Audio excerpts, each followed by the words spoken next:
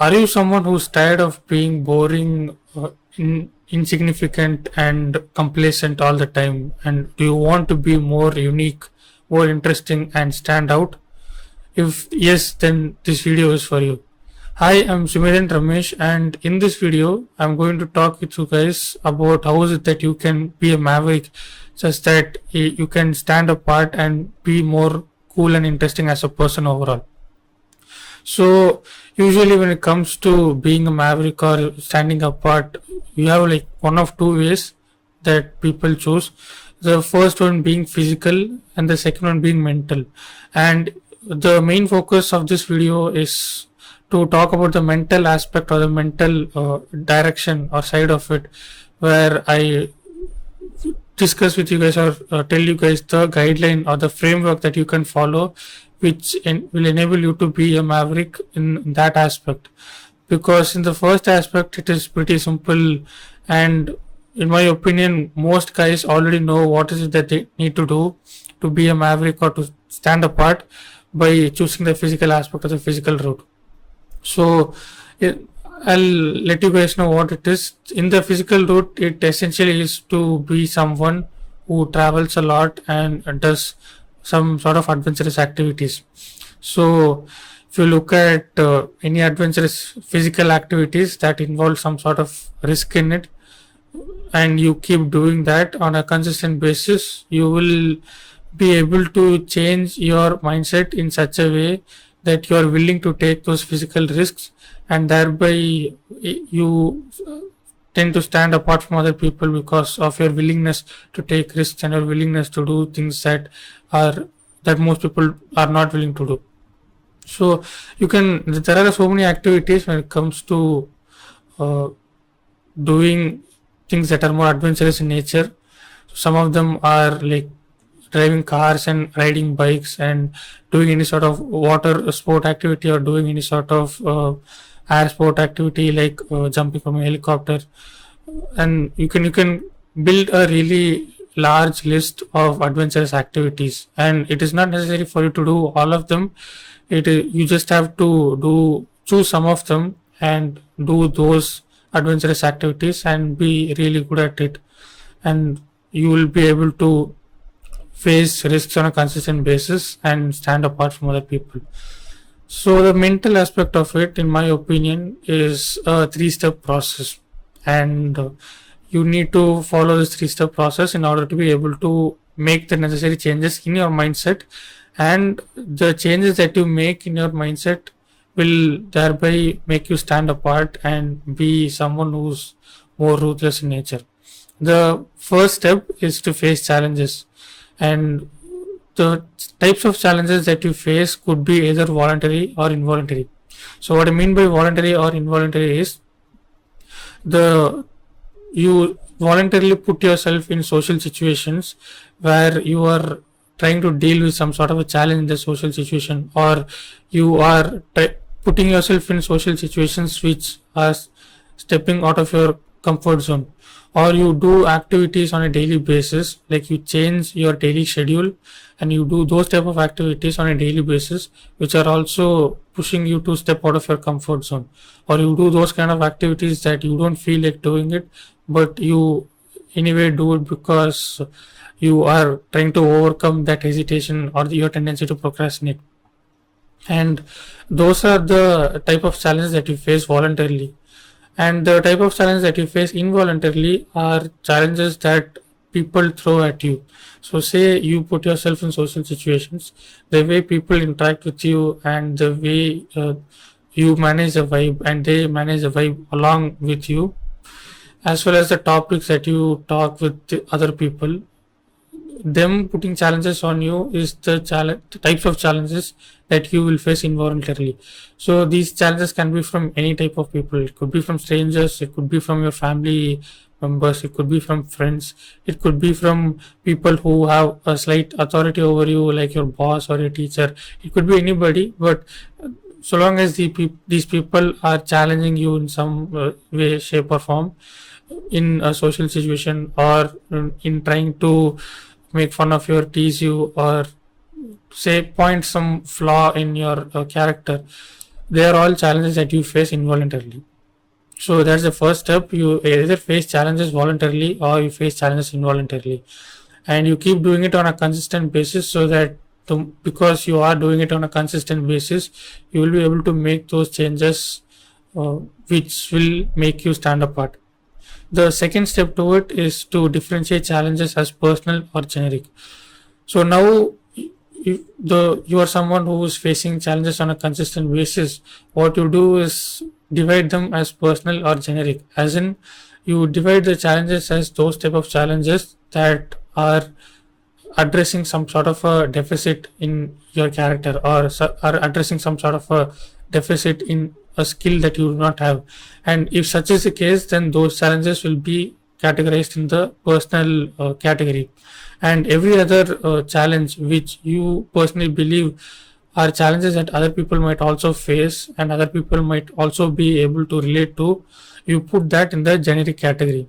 And the reason as to why I suggest you guys do this differentiation of putting the challenges into the personal category and the generic category is because in the personal category you have those type of challenges that most people might not be able to relate to, and you also have challenges that are only suiting to your situation. And so if you're able to come up with some solutions for your personal challenges, you will not be able to use those solutions and offer value to other people. Instead, if you're trying to solve generic challenges, any solution that you come up with for a generic challenge might not able to completely help another person, but it for sure will be able to offer some value to other people, simply because the challenge is generic in nature and other people also relate to those type of challenges. And that is the reason as to why you differentiate this into personal and generic category. It is only to come up with solutions to a certain types of challenges that you face, which you can offer to other people as well. And by doing so, you offer value to other people's lives. And when you offer value to other people's lives, you find it much more easier to check the validity or check the efficiency of the solutions that you come up with as well. Now, if you look at the solutions that you come up with for challenge in the personal category, it might be a bit difficult to check its efficiency or check its validity. So the only way to check its validity is to try implementing it, try making it a part of your personality, like a second nature to your personality, and you keep implementing it long enough so that you not only make it a second part of your, like, you not only uh, make it internalized, but you also do those type of activities and make them internalized based on the reward that you get from the surroundings. So it might be a bit more challenging for you to get those rewards and assess the types of rewards, whether those rewards actually benefit you or not. But in the generic scenario, it's quite easy because you know that the challenge is something that other people relate as well. And the third and final step to this is to come up with solutions. So you come up with solutions and you offer those kind of solutions to other people. And the solutions that you can come up with can be of two types. The first one being conversation styles, and the second one being problem solving. So conversation styles, meaning you come up with a way of interacting with people, a way of communicating with people, whether it be verbal or non-verbal. And by doing so, you handle social situations and you manage vibes in either one setting or group settings. And in the problem solving scenario, you know that it is a problem that other people might also face, and because of that you just take the approach of problem solving, come up with a solution and solve your problem. And by solving your problem, you offer the solution to other people as well and solve their problem as well. So the reason as to why, in my opinion, this framework is going to help you in the mental aspect of it is because not only would you get in this tendency of offering value and helping other people, but you would also get into this tendency of checking the validity of your solution. Because It is easier for us to come up with a solution, implement it on for ourselves, for our own character or personal development, and not really check whether it is bringing the type of impact or the type of change that we truly want.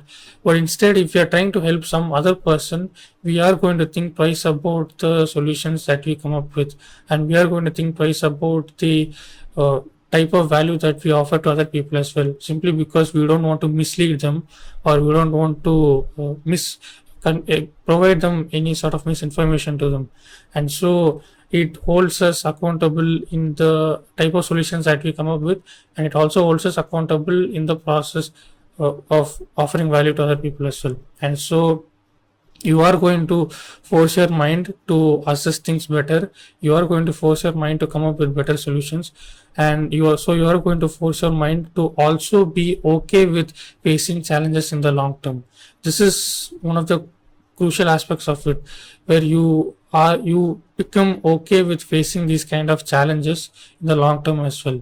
And most of these challenges, when it comes to dealing with people and dealing with social situations, is more mental in nature. You don't tend to take any sort of physical risk in it. You just use your mind and think about what those problems are, using your critical thinking skills and using your analysis of the situation or the problem, and you come up with solutions to those. So when you're comfortable and when you're okay, or when you have the habit of facing these challenges and coming up with these solutions, you will be able to easily stand apart from people. Not only because you face these challenges in the long term, which again most people don't do. They don't tend to push themselves and face these kind of challenges in the long term, these mental challenges in the long term. But because you're able to come up with solutions, and because you're able to offer value to other people, you get more respect. And because you get more respect, it is easier for other people to trust you, and it is easier for other people to find you more authentic and genuine.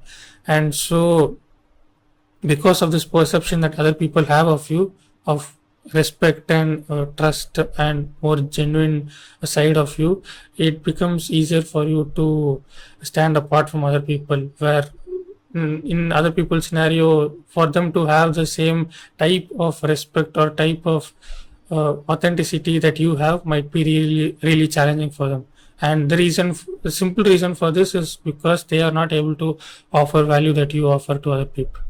So that is all for this video. If you guys found it helpful, please comment below. If you guys disagreed upon something that I said as well, please comment below that as well. And thank you for watching.